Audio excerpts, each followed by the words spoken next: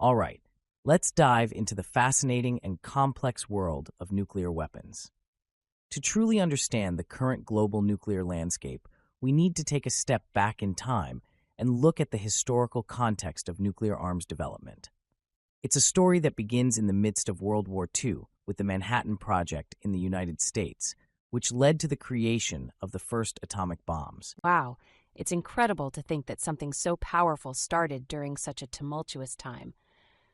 But how did we get from those first bombs to the massive stockpiles we hear about today? Great question.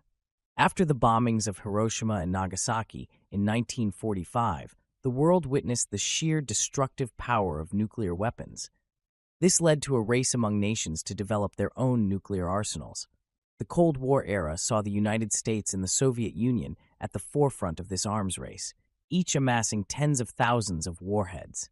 At its peak, the Soviet Union had about 33,000 operational warheads in 1988, while the United States peaked at over 32,000 in 1966. That's mind-boggling. It's like they were collecting them like baseball cards. But why did they need so many? I mean, isn't one enough to cause massive destruction? Absolutely, one is more than enough.